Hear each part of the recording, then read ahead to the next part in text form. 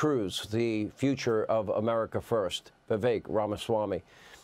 What's so frustrating to me, and I always find interviews like I did the other night with Rachel Morin's mom, the hardest interviews to do, because you're interviewing people that you know are in pain, deep pain, and there's no words that you can give them that will comfort them. And what's so frustrating is all of this is preventable, Vivek. This is not complicated. We had that border secure, not perfectly, but pretty darn close, the lowest levels we'd seen. And Joe Biden brags about undoing all those policies that worked. And then now he wants to blame Republicans and lie again and offer amnesty. Can you explain that?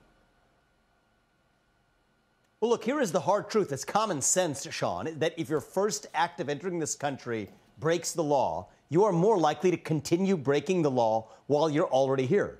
Take Rachel Morin, for example. She was killed by an illegal migrant from El Salvador. El Salvador is a country that's now cracking down on crime in their own country.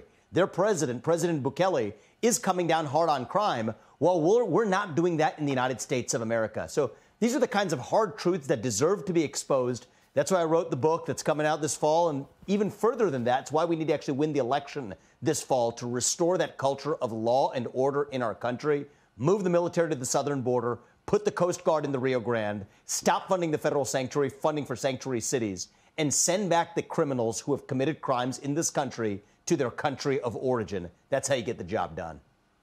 President Trump talks about securing our border and finishing the job and building the wall and stay in Mexico, and I think that'll work. He also brought up two policies recently. I was watching his speech in Wisconsin, and he talked about this when he was in Nevada. One is, let's not tax tips of hardworking men and women in this country. I spent 10 years in the restaurant business. I totally support that idea. I think it's fair because those people earn those tips, and the government, do you really have to take, every penny from every worker? Number one. Then he talked about an Iron Dome, the likes of which no country's ever seen before, understanding the nature of the threat of nuclear weapons and hypersonic missiles. Why don't you ever hear a creative idea like that ever from any Democrat? Well, the reality is you have a leader of the Democratic Party right now that, forget creative ideas, is unable to articulate even the uncreative ones. But put that to one side, Sean. The reality is our own homeland is more vulnerable than we have ever been, in part because of that crisis at the southern border. Do the math on the 20-plus million illegals in this country. Even if only 1% of them came here with awful intentions, that's still now several 100,000 people in the United States of America that could be capable of committing really heinous acts on this country. Compare that to the vulnerability of our electric grid, to not only super EMP attacks, but also a country that's more vulnerable to hypersonic missile attacks than we've ever been at any time in either of our lifetime.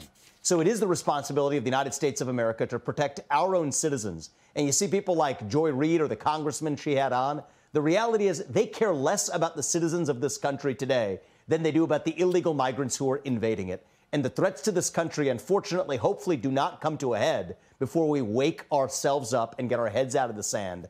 And that's what I do think is one of the most important nonpartisan issues for this November, is to keep this country safe and to rid ourselves of the crime and infestation that's a consequence of that border crisis. When you debated in the primaries, I thought you showed yourself to be very able in terms of being able to debate. You're very sharp, you're very quick, you're very knowledgeable. And Donald Trump is going into what I believe, and you can disagree with me if you want, a 3-on-1 situation.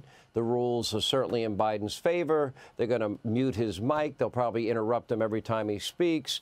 What advice would you give the president? And do you think that out of my mind when I say that we should probably expect the return of Jacked Up Joe, the guy that we saw at the State of the Union?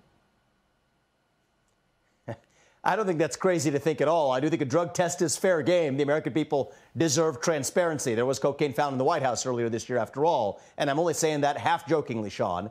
The reality is this going to be a fair fight? Of course it's not. The reality is this going to be 3-on-1? It is. I think the American people can see through that.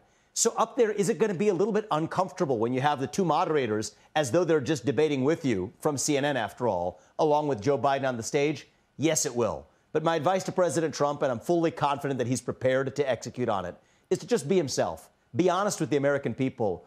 who now see through those mainstream media tricks. Fool me once, shame on you. Fool me twice, shame on me. Americans understand that, and they're not about to be fooled again. And so the reality is, if he's calm, collected, stays true to his message of why he's in this for the second term, why he's making the sacrifices that he is to come back and even make that second term more successful than that successful first term, then I think things are going to go just fine. What I worry about, Sean, is that Joe Biden might go the other direction and tank completely, which means that the Democrats might get what many in their party are rooting for, which is a replacement of Biden altogether. But either way, I think Donald Trump is going to show the American people who he is and that he cares about uniting this country in a way that many people haven't seen in him. He is somebody who cares deeply about national unity, and I hope and expect that will come across next week at the debate. He did say something in his last interview with me, and that is success will unite us.